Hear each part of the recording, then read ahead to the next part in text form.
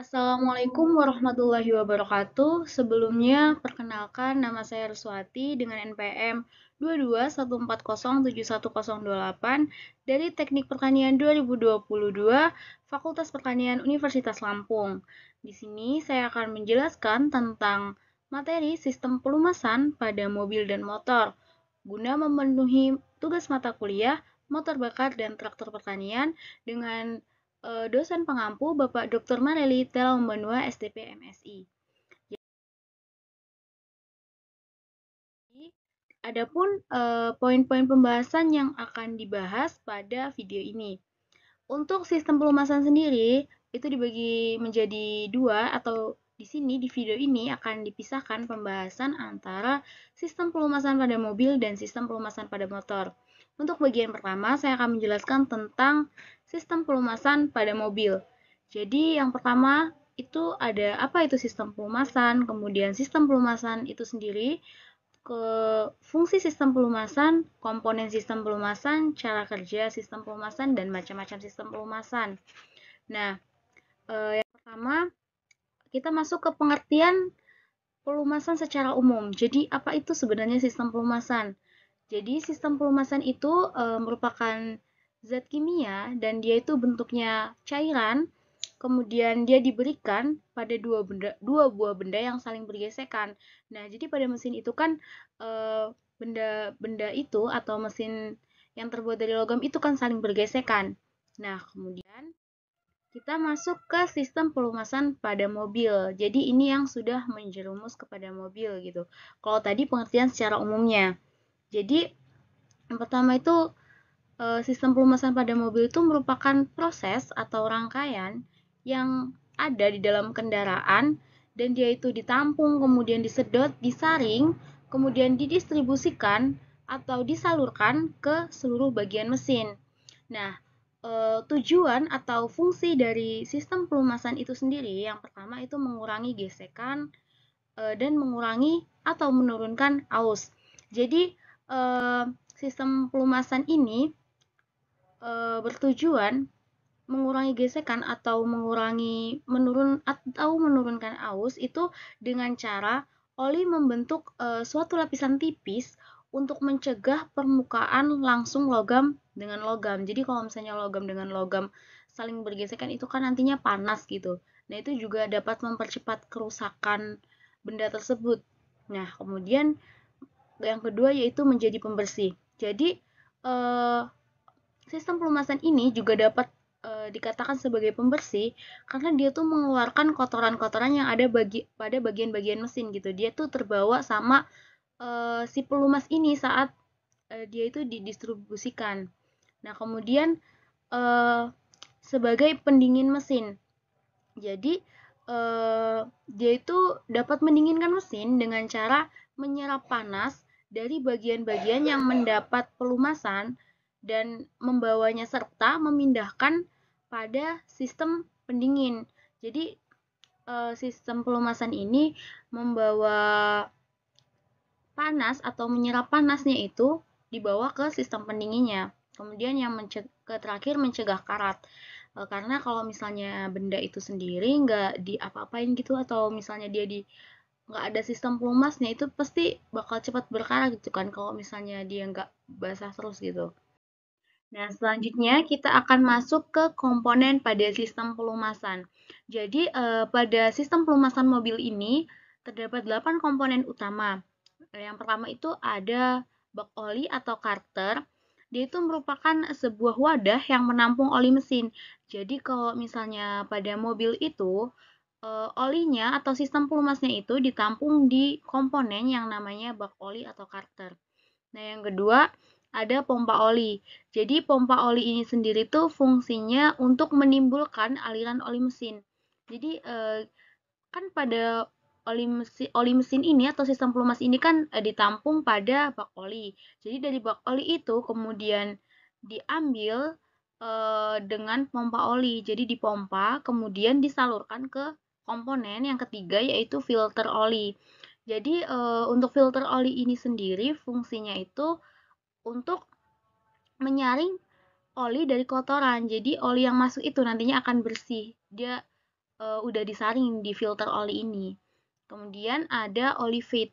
Jadi oli feed ini merupakan sebagai media oli mengalir pada seluruh bagian mesin, bisa dibilang selang mungkin ya, atau seperti pipa, yaitu tempat mengalirnya oli atau sistem pelumas itu untuk disebarkan atau didistribusikan ke seluruh bagian mesin.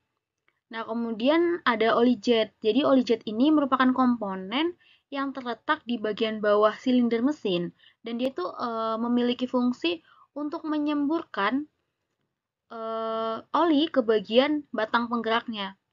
Kemudian ada oli pressure sensor yang fungsinya mendeteksi tekanan oli untuk mengetahui kondisi pelumasan mesin tersebut. Nah, yang terakhir tuh ada PCV valve, yaitu rangkaian mesin yang membuang fungsinya itu untuk membuang gas pembakaran dari dalam mesin gitu. Jadi sebenarnya komponen pada mesin mobil itu yang seperti gambar yang saya sajikan itu kan ada banyak. Jadi yang saya sebutkan hanya yang utamanya saja atau yang intinya saja.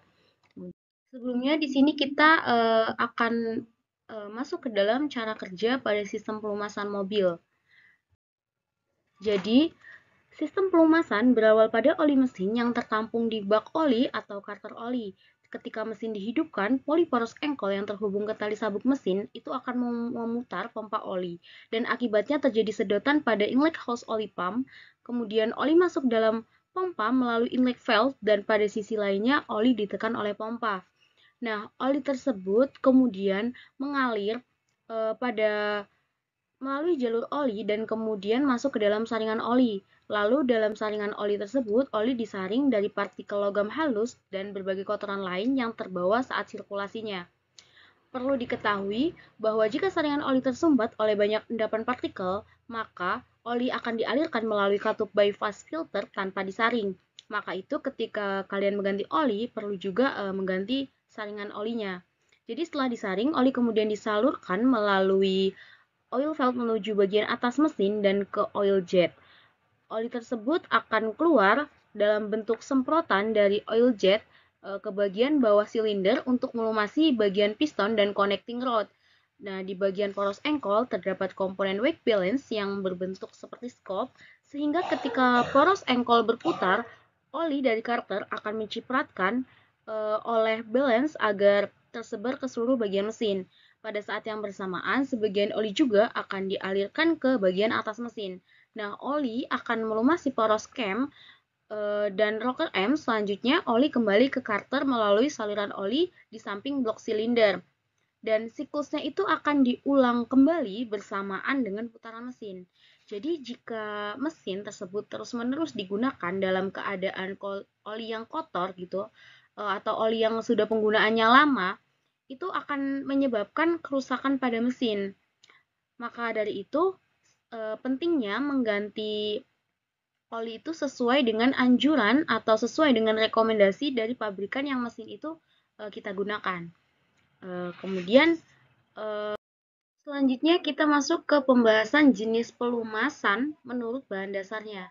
Jadi jenis pelumas ini berdasarkan bahan dasarnya itu ada 3, yaitu ada pelumas mineral, pelumas nabati, dan pelumas sintetik. Saya akan jabarkan satu persatu. Yang pertama itu ada pelumas mineral. Jadi untuk pelumas mineral ini sendiri itu berasal dari minyak bumi, atau yang digunakan itu mineral yang terbaik digunakan untuk pelumasan mesin-mesin otomotif. Contohnya pada kapal dan industri gitu. Dan yang kedua ada pelumas nabati.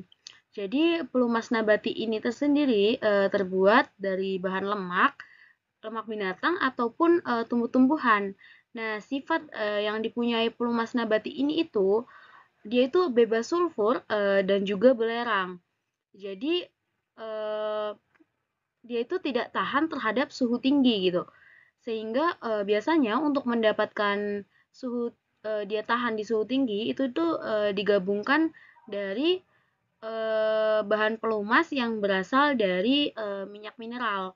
Biasanya itu disebut juga dengan compound oil. Nah, yang ketiga itu ada pelumas sintetik. Jadi, untuk pelumas sintetik ini merupakan pelumas yang bukan berasal dari nabati ataupun mineral.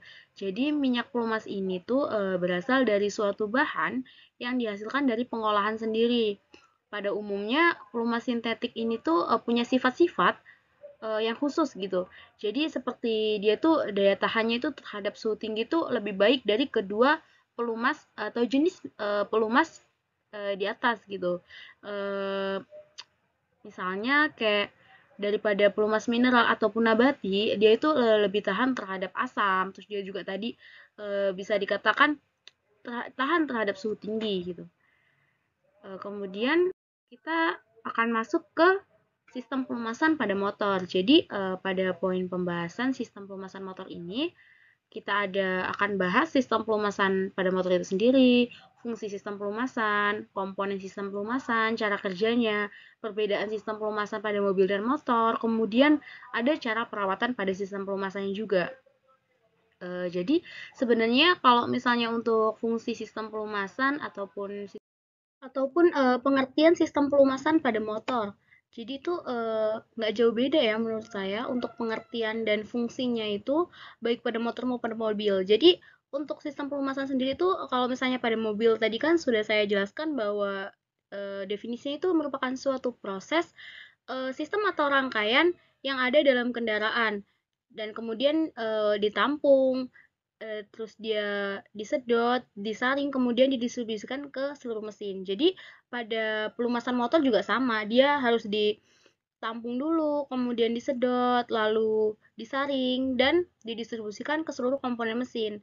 Hanya saja sistem ini terjadi pada mesin motor ataupun mesin mobil gitu. Jadi kalau misalnya fungsinya juga sama seperti halnya pada sistem pelumasan pada mobil, yaitu untuk mengurangi gesekan, mengurangi aus dan mengurangi kerusakan pada mesin tersebut. Nah, kemudian di sini saya sudah sadikan komponen untuk bagian-bagian pada sistem pelumasan motor itu sendiri. Jadi untuk komponen sistem pelumasan motor itu terdiri dari 5 komponen utama. Jadi yang pertama ada pompa oli, ini pompa oli. Jadi dia itu sama fungsinya, berfungsi untuk menghisap minyak pelumas dan untuk menyalurkan ke bagian-bagian mesinnya.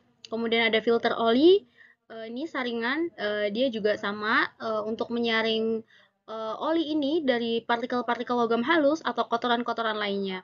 Kemudian ada sistem pengatur tekanan oli, jadi dia bisa ngatur berapa tekanan oli yang masuk gitu, seperti itu. Kemudian ada kalau pada motor ada namanya nozzle oil atau oil nozzle. Itu tuh berfungsi untuk mendinginkan bagian dalam piston.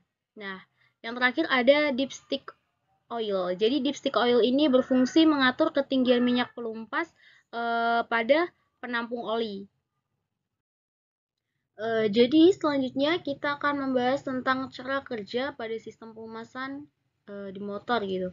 Jadi sistem pelumasan motor dua langkah itu terdapat dua jenis, yaitu ada sistem pelumasan campur dan sistem pelumasan injeksi. Pada sistem pelumasan campur, minyak pelumasnya itu dicampurkan dalam tangki bahan bakar antara 20 sampai dengan 30 dibanding 1.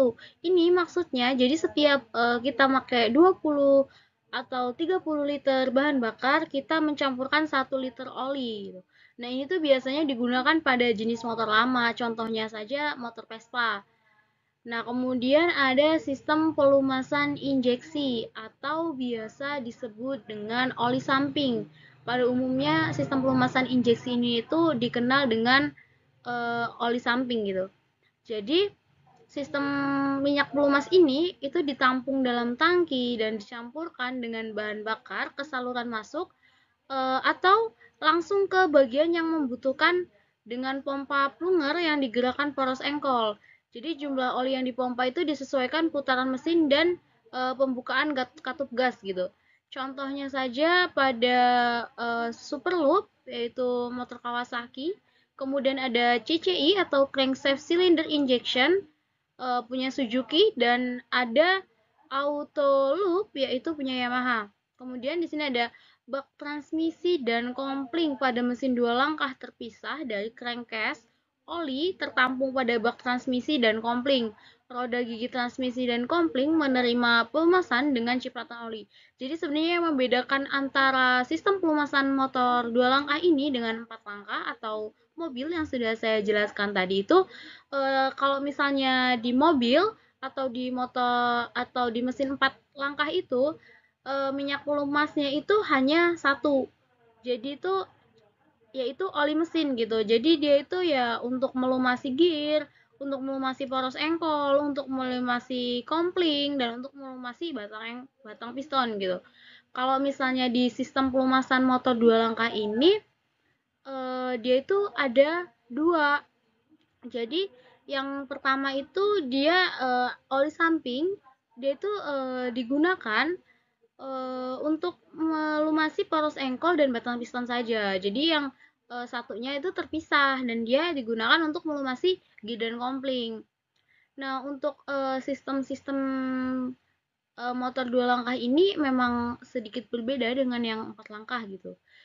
Kemudian ini yang dimaksud dengan bak transmisi dan kopling pada mesin 2 langkah terpisah dari crankcase, yaitu berdasarkan penggunaan olinya tadi ya. Jadi karena pada mesin 4 langkah kan atau pada mobil itu hanya menggunakan satu jenis oli, yaitu oli mesin, sedangkan pada sistem pelumasan motor ini menggunakan dua. Yang pertama itu tadi sudah saya sebutkan, yaitu oli samping, dan yang kedua ada oli yang untuk melumasi gear dan kopling. Kemudian di sini ada cara kerja pada sistem pelumasan auto loop dan sistem pelumasan CCI atau cylinder crankshaft injection. Jadi untuk sistem pelumasan auto loop ini, pompa ini dia itu digerakkan oleh poros engkol. Ketika pompa olinya bekerja, maka pompa oli ini akan menghisap atau mempompa oli dari tank menuju ke karburator. Sedangkan untuk berapa banyaknya oli yang dipompa itu tergantung pada putaran handle gas. Tergantung putaran ini nih. Jadi kalau misalnya ininya semakin kenceng ya berarti putaran oli yang akan naik ke atas ini semakin banyak gitu. Kemudian misalnya nih ketika handle gas ditarik, menarik scalp pada karburator, dan akan menarik trigger atau pengontrol pada pompa oli. Jadi handle gas ini dia berfungsi sekaligus menarik dua. Yang pertama ada menarik karburator dan yang kedua ada menarik pada pompa oli. Kemudian pada sistem yang kedua atau sistem pelumasan CCI, cylinder crankshaft injection ini, pada pelumasan ini sebenarnya hampir sama pelumasan sistem auto loop ya. Jadi bedanya itu hanya pada sistem CC ini tuh oli mesinnya itu dipompa pada crankcase menuju uang engkol. Jadi pada prinsipnya sama aja. Oli fungsinya ya kan untuk melumasi komponen, hanya beda tempat penginjeksiannya saja gitu. Jadi untuk sistem pelumasan auto loop ataupun sistem pelumasan CC itu ya pada dasarnya prinsipnya sama gitu. Sama-sama olinya itu berfungsi untuk melumasi semua komponen. Terus kemudian untuk mengurangi aus, untuk mengurangi gesekan. Dia sama aja fungsinya dua-duanya, hanya yang membedakannya itu sistem penginjeksiannya atau tempat penginjeksiannya gitu. Selanjutnya kita akan masuk membahas tentang perbedaan sistem pelumas mobil dan motor. Jadi perbedaannya itu ada dua, yaitu ada komposisi oli dan standarisasi. Jadi kita bisa melihat perbedaan ini untuk membedakan sistem pelumasnya. Jadi yang pertama itu komposisi oli. Jadi komposisi oli ini misalnya nih pada mobil itu kan dia kandungan olinya itu mengandung zat aditif yang berfungsi sebagai pelumas dengan TBN atau total base number-nya itu tinggi. Ini tuh karena mesin mobil itu memerlukan pelumas untuk meredam gesekan antar komponen dalam mesin itu juga tinggi gitu. Jadi ini tuh akan sangat berbahaya kalau misalnya malah diaplikasikan ke dalam motor. Karena misalnya saja nih pada motor yang menggunakan sistem kopling basah, dia itu tidak memerlukan oli lagi yang mengandung zat aditif pelumas dengan TBN yang tinggi. Karena sistem transmisi pada motor tersebut itu berada satu ruang dengan mesin. Jadi penggunaan oli dengan TBN tinggi itu hanya akan membuat kompling menjadi mudah selip, itu malah akan membahayakan jatuhnya. Nah, yang kedua kita bisa melihat dari standarisasinya. Jadi kalau misalnya oli motor itu pasti standarisasinya itu berbeda pula dengan oli mobil. Jadi kalau misalnya untuk oli mobil tuh biasanya dia mencantumkan standarisasi dari ASEA atau Association of Consulting Engineer Australia, ILSAC atau International Legal Service Advisory Council atau API service yang memang berhubungan dengan standarisasi mesin mobil. Kalau sementara itu motor itu biasanya cuma menyantumkan standar dari JASO atau Japan Automotive Standard Organization. Jadi kita bisa lihat dari dua ini sih untuk membedakan perbedaan antara sistem pelumasan mobil dan motor. Yang kita bahas terakhir itu adalah cara perawatan. Jadi cara perawatan untuk oli sendiri itu ada tiga. Yang pertama ada ganti oli secara teratur, kemudian rutin membersihkan filter oli, dan menggunakan oli resmi. Jadi ganti oli secara teratur ini kita wajib ya. Jadi kalau misalnya kita nanti motor kita misalnya kita jarang ganti oli lebih dari 6 bulan, itu bisa kalau misalnya kita gunakan terus-menerus itu dapat merusak komponen mesin yang ada di dalam gitu. Dan yang kedua kita rutin membersihkan filter oli. Jadi kalau misalnya filter olinya nggak sering dibersihin, itu lama-lama akan tersumbat sama kotoran-kotoran yang dibawa gitu, yang tadinya dibersihkan atau disaring di filter oli. Yang ketiga menggunakan oli resmi. Jadi kita perlu ya menggunakan oli resmi karena kalau misalnya kita istilahnya menggunakan oli KW itu kan kita nggak tahu ya gimana standarisasinya itu pasti beda sama yang pabrikan resmi gitu. Nah, jadi menurut saya itu sih yang bisa saya sampaikan untuk materi sistem pelumasan pada motor dan mobil. Kurang lebihnya saya mohon maaf. Saya ucapkan terima kasih telah menonton video ini. Saya akhiri. Wassalamualaikum warahmatullahi wabarakatuh.